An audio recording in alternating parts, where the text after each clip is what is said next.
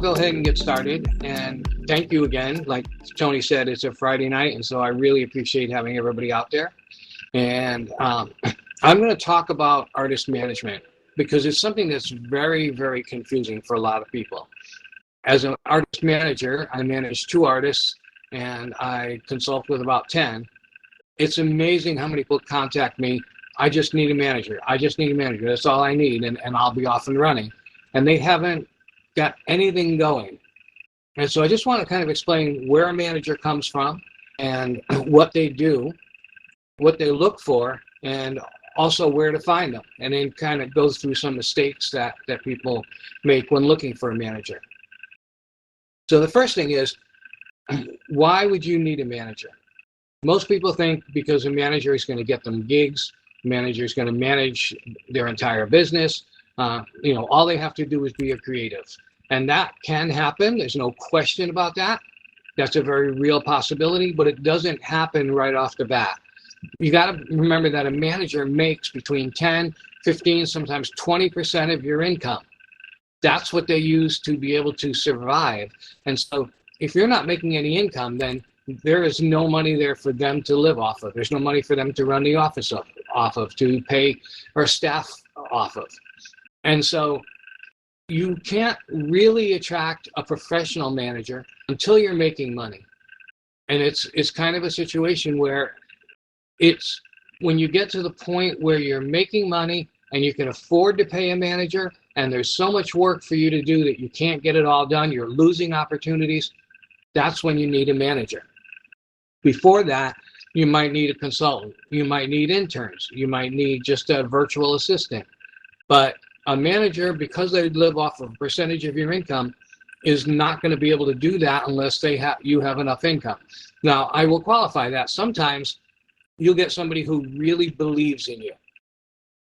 They absolutely really believe in you. They believe in your talent. They believe you got everything that it takes to be successful.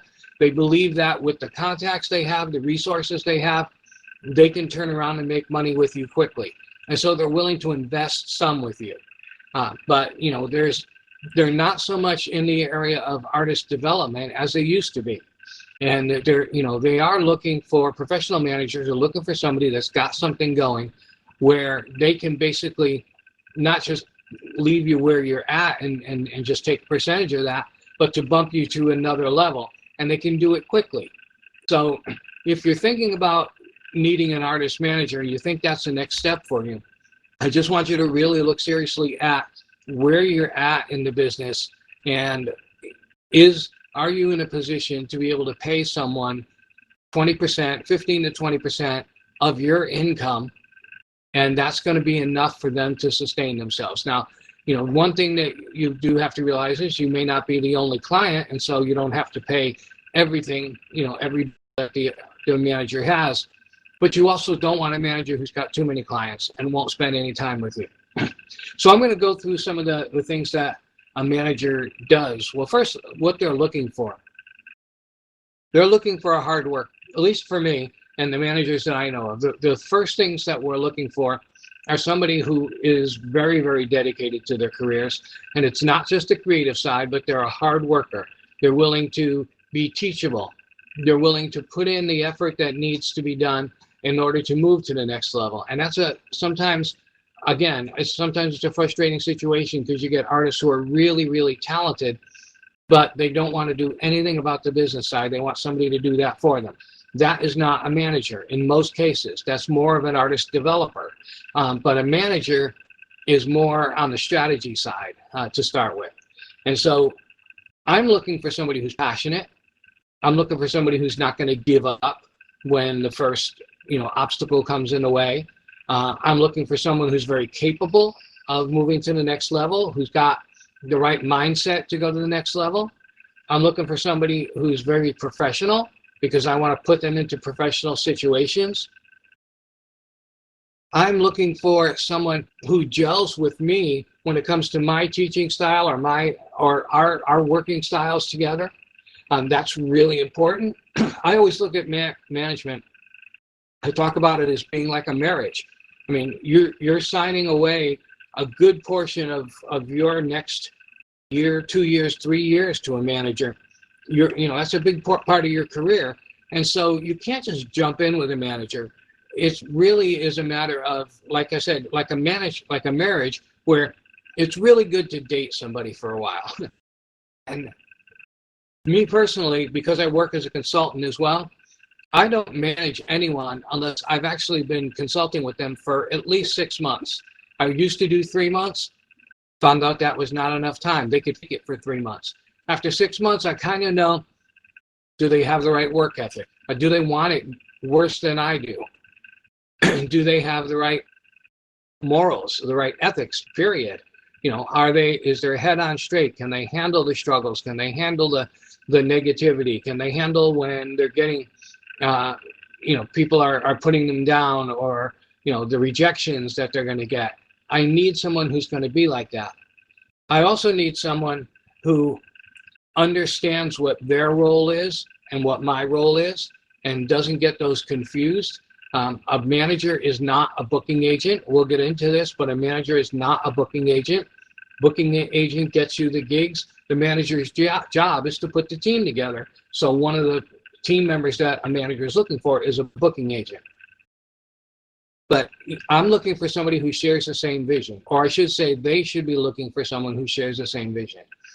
In other words, what they want out of their career should be what I want, or I can get them for their careers. I'm not supposed to be in a position as a manager where I am shaping them completely. Now, some people will say, yes, just, I've got the raw talent, just mold me, make me what you want, make me commercial. But in the most part, especially for independent artists, it's not a matter of that at all. It's a matter of the artist has this vision of what they want their career to be. And that could be, a vision for their performance side, a vision for their songwriting side, a vision for the creating mailbox money, a vision for how they want to interact with their fans. And the manager comes along and is on the strategy side to help them make that happen. So if you don't have the same vision, then the artist gets frustrated because they're not seeing any action and any progress going in the direction that they want to be in. And the manager gets frustrated because the artist is unhappy and complaining about the direction that you are going in. So there's got to be that shared vision. Absolutely has to be. The same thing goes with financial goals. The artist needs to know a year from now, 2 years from now, 3 years from now, this is the kind of income that I would like to have. This is the kind of lifestyle I would like to have. I would like to be living. And the manager has to be able to say yes or no, that's feasible, or this is how we can accomplish that, and then give the artist some choices and then be able to push forward on that. If they're not synced with that, then there's going to be a big disconnect, because sometimes a manager is looking at the big picture of, we need publicity, we need to do this for free, we need to get this in place, we need to create attention over here, we need to create a buzz over here, and the artist is saying, I just need money. I just need money. I need to make money right now. And yes, the artist needs to make money, but sometimes, that vision and that strategy for moving forward isn't always exactly the same. And so you have to make sure when you sign with a manager that you have that shared vision. You also have to have an amazing level of trust. You got to remember that as an artist, when you sign with a manager, in most situations, you're giving them some kind of power of attorney. It may only be for signing for gigs, that's a possibility, but you are giving them some kind of power of attorney. They have the ability to sign for you on a legal document. And if you don't know somebody really, really well, if you don't trust them, then that could be really, really detrimental to you. Obviously, that could be a major, major problem. So you have to have trust. You need to trust the artist, and the artist needs to trust you as a manager, and the manager needs to trust the artist. They need to trust, again, that they're going to be professional, that they're going to take care of business, that they're going to follow through on their commitments, they're going to show up on time when they need to show up, all the things that go with being professional in any industry. And so it's very different from an employee relationship. It's not an employee relationship. There is no boss here. It should be a team. It's got to be a team. If it's not a team, then you're not going to win, because one side is always going to feel like they're being slighted, or they're being misdirected, they're being lied to. Got to be a team where both people are on the same page, 99% of the time you're connecting on everything and you're agreeing that this is the way we're going to go, and you move forward that way. It's not unusual for some managers to take on different roles in that, and or only limit their roles. And I'll be really clear, like some managers are really strong on the business side of things, and they hire the other people that they need. They surround themselves with the other people that they need. Some managers are just workaholics, and they will go out there and market and make every connection they need to, and that's, you know, that's their style. Some managers are already in a position where they have contacts, resources. They can just get on the phone, make some phone calls with the contacts that they have, because they know that they already have things in place that can move you forward. So for an example, when I started working with Jason Lyle Black, who's a comedic piano player, I brought in Scott Welch to help me manage him. Scott has managed Alanis Morissette, Leanne Rimes, just all these, about 40 different major acts. And him and I have been friends and have been wanting to work together for a long time. So I brought him in because I knew he had connections that I didn't have. I have a lot of connections, but he has them on a higher level. So he immediately got on the phone with a booking agent who books the headlines on cruise ships. And 2 weeks later, we had Jason on a plane going out to Hawaii to grab a cruise, to perform on a cruise from Hawaii to Juneau, Alaska. And that was just the power of somebody having that contact. And of course, there was a need for somebody. We had to do a lot in the meantime. He had to get a physical. I mean, there's a lot of things that had to be done, but he was so prepared that he was able to have all that in place, and we were able to get the gig. And it's been nonstop until COVID hit. That was one of the biggest things he did. At the same time, I introduced him to a booking agent who books theaters. And this agent booked him into 30 theaters between last September and what would have been this past May, until COVID hit. But 30 theaters at really good money, because I had that contact. That's the only reason, things like that are the only reasons I would have even offered or inquired about managing somebody like Jason, because I don't have other contacts, but I had Scott, and I knew I can get him into the theater market. Scott brought the cruise ships in. Between the two of those and some corporate contacts that we both have, we had him working really, really busy. So that's what you're looking for. And, you know, some managers, like I said, are going to be really, really hardcore on they're out networking and everything. Some just sit in the office and they're making phone calls, or they're just tapping into the contacts and resources they have. So sometimes you get a manager, and I'll just give you an example. A friend of mine is the manager for Ben Folds. You know Ben Folds, he's a very well-known pop piano player and now symphonic piano player. But I asked Mike, his manager, I said, how did you get to be the manager? And he said, well, actually, I'd never been in the music industry before. I said, I was a political consultant, and Ben fired his manager, and he asked me if I would manage him. And I said to him, well, I don't know anything about music. He says, don't worry, I'll take care of that. You just take care of business. You know business. So that's a different side of a business, of a manager rather. But, you know, you have to know that manager that you're bringing on is going to have that match with you, that they can provide the things that you need, or they're willing to go out and knock on the doors to make it happen. So where do you find a manager? Usually by reference, usually somebody who knows a manager and is able to make that introduction. As managers, even though I only manage 2 artists and none of them are really, really big artists, I get deluged with people. I get people all the time that are looking for management, and I can't sort through them all. There's probably some really, really good ones. I just don't have the time to go through them all. And so, you know, I really want to meet somebody first. I want to be able to take the time to get to know them, as I mentioned.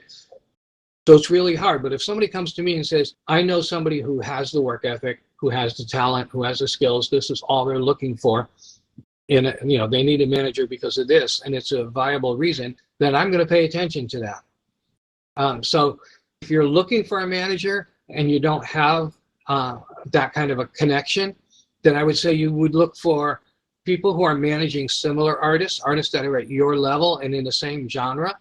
Because one thing that a manager doesn't want is to have to open up a whole new Rolodex of names and contacts in an area of the business that they're not familiar with.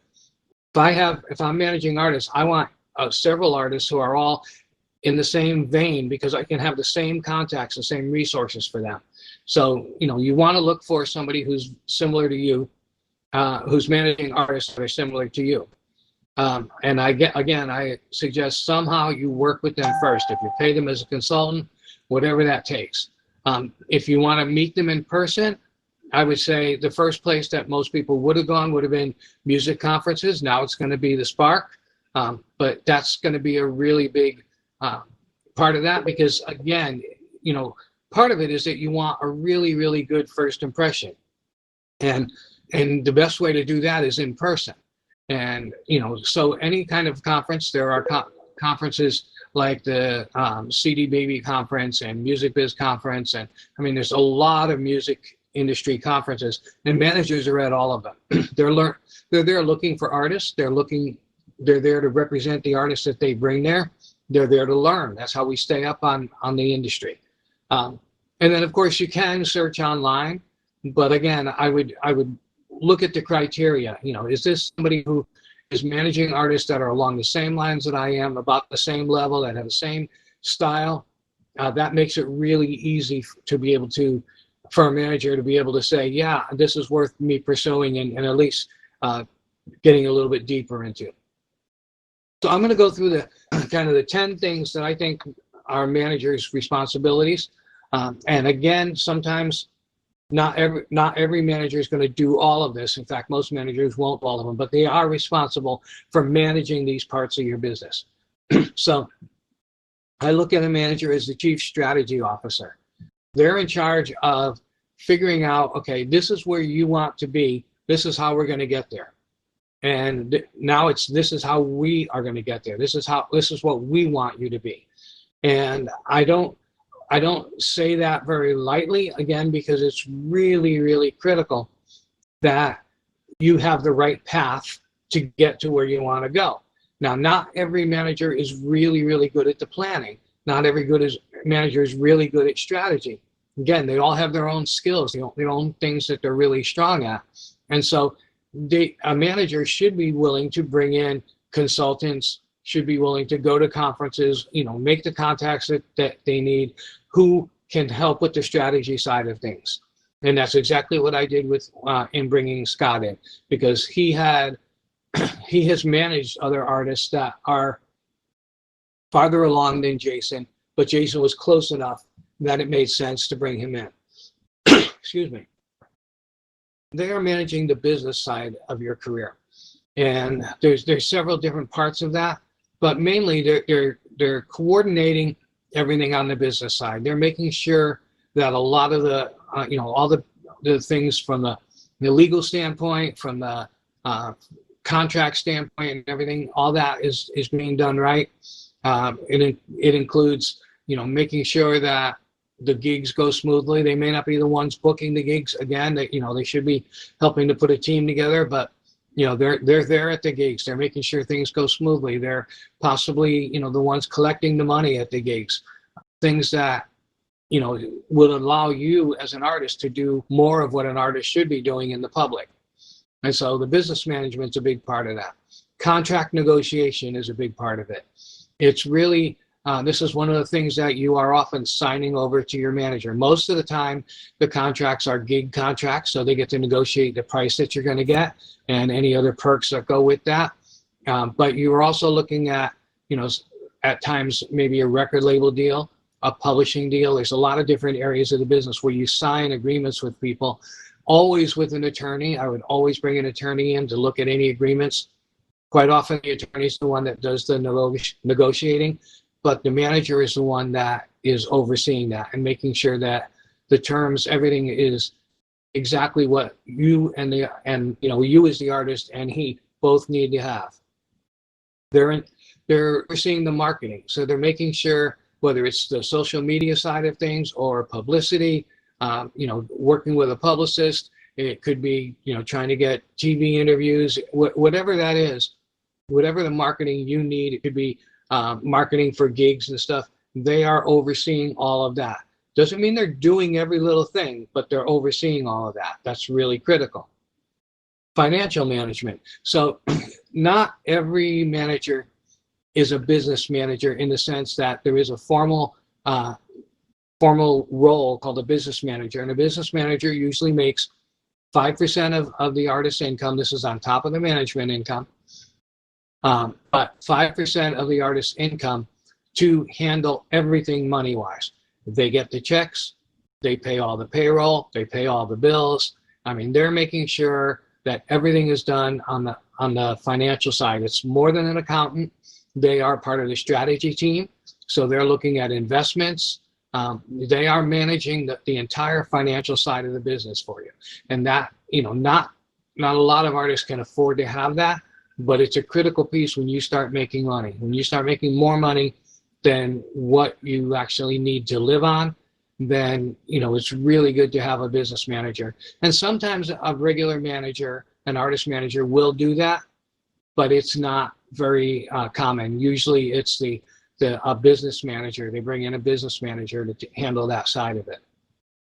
The manager is also part of the risk management side. So they're making sure that, again, the legal things are done.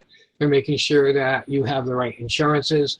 They're making sure that your vehicle is in great shape. I mean, that's your responsibility, but they're checking up on you to make sure that that's happening. They're making sure that all the precautions are done from not precautions, everything that you need to do from like copyrights and protecting your intellectual property and stuff like that. That's all part of risk management, and that's a really big part of what a manager does. Artists get into a lot of trouble sometimes, whether it's on purpose, or the artist's fault or somebody else's fault, but gigs cancel, and if you don't have the right contract, that could be really bad. Somebody falls and trips on a speaker wire, and that has happened too many times, or knocks into the microphone stand and knocks the singer's teeth out. I've seen that happen. It's just, it's a dangerous business sometimes, and you just have to be protected in all those liability areas. So managing the risk is a huge, huge part of it. Team development is probably, to me, the most important of all of these, because a manager doesn't have to know all of these things. They have to be the coordinator. It's the CEO of the company. That's the way you got to look at it. But the team development and coordinating, they're putting together the social media team, all the marketing team. They're finding the right attorney. They're putting together the right booking agents. A lot of people need more than one booking agent. And we'll do another talk later in the week on booking agents, because there's a lot of different kinds of booking agents, and it's really important. I was a booking agent for 20 years, so I know that world pretty well. But the team members that you surround yourself with, whether it's a branding expert, it's your distributor who's distributing your music to maybe definitely digital outlets, but maybe physical outlets as well. All of these people, if you have a tour entourage, if you have a tour manager, if you're getting to that level where you have a tour manager, they are managing all of that and putting the team together that can really execute the strategy that you put together is a huge, huge part of all this. And without that, then you run into the same situation that artists run into when they feel overwhelmed because there's so much to be done and they can't do it all. Well, when you get a manager and they're making things happen, there's even more to be done, and you can run into that same situation. So you definitely want to have a manager who is willing to bring a team around. You're going to be paying the team, but that's just part of the deal. It's business, and you have to have the right team in place. Manager's job is also to maximize your income, and that means definitely negotiating the gigs and making sure you have enough in the right gigs. But it also means, getting a fan club, if that's what it takes, so you have mailbox money. It means getting you a publishing deal for your songs so you can make extra income from that. It means endorsement deals from companies. It means sponsorships. all these different things. There's so many different ways that artists can make money. And some of them are short term and some are long term, but the manager has to be really on top of all of those things and has to stay on top of what's new in the industry that works. If it's doing virtual concerts right now, how do we maximize that? That's the manager would help with all of that strategy and then putting the pieces in place to implement it. They are in charge of your brand development and managing your brand. Two different things. Developing your brand is making sure that your brand is exactly representative of who you are and your music, and that it's solid and very recognizable. And then the brand management side is making sure that your reputation stays the same, that nobody is trying to damage your reputation. You're protecting your logos. You're getting your trademark for a logo and possibly for your band name or your own name even. And they're just managing the brand to make sure that it's not being tarnished in any way. And if they are, then they're doing something to mitigate that, something to step in the middle. It might be to hire a brand reputation management. If you've got some really bad reviews online, it's really hard to get rid of them. So you need to bring somebody in who knows brand reputation management, who will possibly suggest, getting a publicist to write a whole bunch of articles on you, try to drive those reviews down farther and farther into the abyss of Google so that people aren't finding that. And it's a big challenge, but that's something that, is part of the manager's job. And then, when I talk about management, usually I always say that it's 1/3 strategy, 1/3 implementation, and it's 1/3 being a life coach. Because a manager, in most cases, is also a friend and a confidant. An artist is going to go through, everybody goes through some kind of challenges, personal challenges, mental health challenges, physical challenges, relationship challenges, money challenges.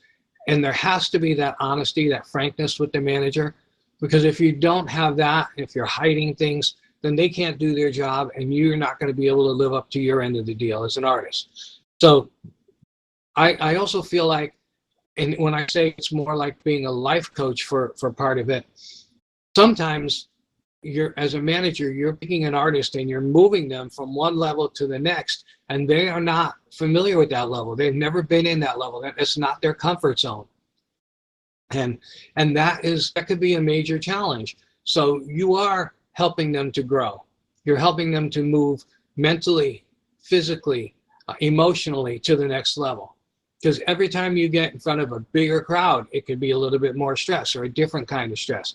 Every time more chips are on the table because now you're on TV and it's live and you've got to do an amazing concert, and maybe you have a sore throat, and there's things that happen that are, you've got to be able to be honest with your manager and let them help you through it. And if you don't do that, if you're hiding everything, again, it's like being in a marriage. It doesn't work. You get this imbalance. You get this, the whole idea of, why aren't you doing that? And if you can't say, I'm just having a bad mental health day, whatever it is, that's going to be a challenge because the relationship is off balance then. And so I feel like when you're a manager, you are basically in charge of almost every aspect of your artist's life, or at least have to be apprised of everything that's happening in their lives. Really difficult for me as a personable person and the person who loves to be with people to just sit in the office and do business and not have a relationship with my artist. I want to earn their trust. I want to earn it beyond any reasonable doubt. I want to be able to trust them beyond any reasonable doubt. And that only comes from, at times, being a little bit vulnerable, at times being just open about, whether things are going good or things are going bad or confusion, whatever that is. It's got to come out. It's got to be on the table, or it's not going to work. And that's, all these things are the same in any business. You have to have that relationship. And I'm really it's the reason that a lot of managers only pick a handful of people, sometimes only one person to manage, because you can see there's an awful lot. And, for a manager, for me, I manage two. If I was to take on another one, I would have to give up my clients who are just consulting. That would be a really tough thing for me to do right now, because I love them. But in order to take on another management client, that's what it would take, because things are going to break loose here really quickly. Right now, my artists aren't that active. They're very active at home. They're writing, they're doing recordings and stuff, but they're not out there performing. Once that happens, things break loose here. There's going to be a lot of activity, and even two artists can take a lot of your time. So I don't know where what the future holds for any of the artists. I just know that we have plans, and you need to have plans too. You need to know where you want to go, at least have an idea of what kind of lifestyle you want to have, what kind of income that would require, and then you can build the plan from there based on what your skills are, what your talents are, what your interests are, what you're willing to do, what you're not willing to do, what you love to do, what you don't like to do. You have to have all of those components in there. And so I'll finish by picking out a few mistakes that artists make. Asking someone to manage them before they're ready. Big mistake, because you won't get a second chance in most cases. And so make sure that you know why manager, and you can convey that, you can convince them that you're going to be worth their time and effort, especially if you're not making a whole lot of money right now or any money right now. And everybody believes that they're amazing. All the artists that call me and want to be managed, they believe that they're amazing, and I have no doubt that a lot of them are. But they don't have everything in place that I would need in order for me to seriously consider them as a manager. Big mistake, signing with somebody you don't know. Again, management's like a marriage. You've got to date first. Not knowing what a manager can and will do for you. This is really, really critical. I would make sure that you're on the same page 100% of the time and ask the questions. Can you get me gigs? Do you get me gigs? Do you do the marketing? Make sure you know exactly what that, what that manager is willing to do and capable of before you sign on a dotted line. Check references. Make sure that they have a good reputation. I know an artist who moved to town, and the first week she was here, she got 2 management contracts, and one of them had never even seen her perform. Definitely a red flag, but she was so excited. Just moved to Nashville and already got 2 people wanting to manage her. We turned down both contracts because one of them was so ridiculous that it was just so unfair to her. And these were just sharks. They're sharks that are coming out of the woodwork because they see somebody who's got big starry eyes, big dreams, and anytime you're going to see that, whether it's Hollywood, New York, it doesn't matter. Somebody's going to be there trying to take advantage of that. And these people sure were. So they were trying to take advantage of her in ways that I couldn't even fathom doing to somebody else. Stealing all their intellectual property, wanting full power of attorney where you could actually sign a credit card and charge $100,000 in their name. It was just ridiculous. Finding the right manager who knows your market is a big thing. A lot of times managers, I'm older, I'm old school. I want artists, I do best with artists who are catering to people from, say, 45 and up. I do have artists that, are younger. I brought Scott Welch in to manage Phoenix Red. Phoenix is a pop artist, but he's co-managing her with me because he knows that market. He managed Alanis Morissette and Leanne Rimes and all these other major artists. So, I was willing to split my commissions in order to have somebody like that on the team. You got to make sure that the person that you're hiring knows your market. Bad contracts, this is such a big deal. There are so many clauses that bad managers slip into a contract. And if you don't know what they all are, if you don't know all the little nuances of a contract, you're going to be in pretty sad shape. And it could just be one thing, like a sunset clause. Sunset clause says, if any of the contacts that I established or anything that we put in place while I was managing you come to fruition over the next 1 year, 2 years, 3 years, depending on how long the sunset clause is, I get paid a commission. Usually it's like first year would be 10%, second year would be 7%, third year would be 5%. And that just means that all the work that I do is not going to go in vain and go to another manager who's now managing you. I still, I want to get paid for the work that I put in. But I've seen sunset clauses that are literally perpetual, or 10 years, 20 years. So, I mean, it's just ridiculous because you're tied to that manager to paying them for something. I mean, they might have put something in place that's very long term, but 15 years after you stop working with them, they're still making money on it, and it's not, it just isn't right because of what it is. And so that's a really big part of it. Make sure you hire an attorney to negotiate or to check over any management contract that you're going to sign, because there are some, like I said, there are some sharks out there. If anybody's interested, I have a 2-hour talk that I did with an attorney on management contracts, and the horror stories that he talked about will just make your hair stand up. It's just nasty. And we're talking about major labels, major artists that signed these contracts and really got screwed over. So, and then the last thing I would say is make sure that you have a match of your style, your personality, your work ethic, your morals, your vision, all those things. It's too easy to get tied to somebody who doesn't share those with you just because you want management, and it feels good to have somebody, being a manager. It feels good to feel like you earned having a manager. But if it's not the right person, you're going to be stuck. I manage one artist out of Canada, and he literally got stuck in a contract for 10 years and had to go to court to get out from under the contract because he signed it when he was really, really young and didn't know what he was doing. His parents signed it. It was somebody they trusted, and it turned out to be the absolute worst thing that he could have done. And so, it happens even with family members. It happens with friends.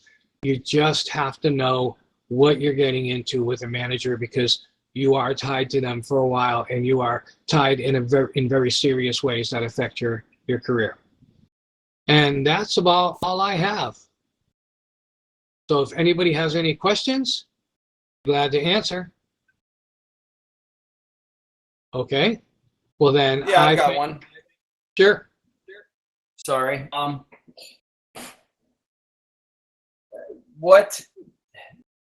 This question is relates more to kind of helping me understand. I'm fascinated by how people end up in the careers that they end up in, and so when I talk to young kids, and they see what you do, and it looks like it's from here to Saturn. They can't imagine doing it, and so I guess maybe it's a two-part question. What would be your best advice if you were to pass advice through me to, the next young kid that I talk to who wants to do what you do, number one. And number two is, a lot of times, I think, we live in this world where we see Instagram memes and we see like, oh, I had this epiphany, I had this light bulb moment. And I don't often think life necessarily works like that. So for you, was there a moment, or was there a handful of moments that led you to this? Okay. The first answer about helping somebody to navigate getting into this field is, depending on what their age is, I always tell them, I tell even my interns, pick out an artist that you can start working with, just one of your friends, and start working into being that management role. So first you might be just helping them to get some gigs, and you're helping them to maybe do a little bit of their social media. But then you're going to make a contact for them. You're going to, you're going to add little by little different pieces to it. So you get the experience of being in charge of different aspects of an artist's career. And there is no qualification, there's no school, there's no degree for artist management. You can get a music business degree. If somebody's really young, I just say the biggest thing that you can do is learn the back end of the industry. If you want to be in management, you need to learn the back end of the industry. You need to go to workshops, go to seminars, watch YouTube videos, learn all the different things. The biggest challenge that managers or that artists have sometimes is that they leave out big pieces that they didn't even know exists. And I'll just give you an example. One of the first artists that I was coaching when I came to Reno here was he was part of a big Southern gospel group that had 7 #1 hits. And then he went solo. And he, when I started coaching him, he had this solo career. He had 3 songs that were in the top 40 on Southern gospel, which is not a really big chart, but it's big enough. And I introduced him to an organization called Sound Exchange, which collects your internet royalties for you. A lot of artists don't know about that. So he reached out to them, signed up with them, and they had $6,000 waiting for him. So it is a matter of just learning as much as you can about the industry. Sometimes you just find that it's overwhelming, but a lot of times you find there's a niche that you really love, and that's where you want to be. You have to know a little bit about all the different aspects of the industry. And you can start, if you're young, if you have a band, you start by trying to get some gigs for the band. The way I worked into a lot of this was I just inherently was the band leader in all the bands that I had, except for the first band because I was 7. But once I got into high school or even like 8th grade, I was always the one that got the gigs. I was the one that got the money and split it up. I was the one that, called the band rehearsals and wrote out what songs we were going to do and planned all that and made sure everybody was going to be there on time. I just inherently did that. So I loved the business side of things as much as I loved performing. So I kind of had both sides of that covered. As far as there being something that moved me into this, I had gotten out of music a long time, for about 20 years actually, but I even back in the 80s, people came to me wanting me to manage them. I used to manage, I don't know if anybody remembers a band called the Beau Brummels. They had a couple of hits in the 60s. And I was working in Reno, and I had a lot of casino bands that I was managing. And they just wanted somebody to handle, they weren't looking for stardom. They wanted somebody to handle the day-to-day business of things. And except for the Beau Brummels, they wanted some bigger stuff, obviously. And this is a perfect example where I had one of the members of the band who had been with them for 15 years after the original band broke up. He got the lead singer to come in, and the lead singer was absolutely impossible to work with. First gig that I put him on, he went and locked one of the waitresses in his bedroom. It was just, really, really bad. And there was a mismatch. I didn't know him. He was just brought in to be the lead singer of the band because he was the voice of the band. But he was the one on the original hit. But personality-wise, we did not gel. That was not going to work. But so I always had that when I got back into music here in Nashville after being out of it for a long time. I was running networking meetings just for the music industry. At one point, I had 6 of them going every week, and I always had speakers at them. And so I was relearning the entire industry, how things were working now. And that's when people started coming out of the woodwork asking me if I would work with them, if I would coach them. And then a couple of them, moved to the level where it made sense for me to actually move into the management again. I had sworn I was not going to manage anyone again after the Beau Brummels deal. But so for me, it was just because I knew enough about the industry to be able to guide somebody, to be able to take them by the hand and show them how to move their business forward. It just kind of, I just kind of morphed into that. Thank you. That was fascinating, and I can't wait to share that with the next kid that comes to me and says, "Hey, I was thinking about getting into this, but I don't know how and I don't know where." I mean, I'd say your answer just absolutely encapsulated that. So thank you. Perfect. Good. Yeah, it's all knowledge. That's what, that's probably the difference between the manager and the artist. A lot of times managers were artists at one time, but they know enough about different aspects of the business the artist doesn't. And they're willing to play in that playground for a while instead of on stage. I actually got forced out of it because I had medical challenges with my hands and my feet. I had gout, and really, really badly. And I couldn't guarantee that I could play piano or even walk into a gig anymore. So those who can't teach. Any other questions or comments or criticisms?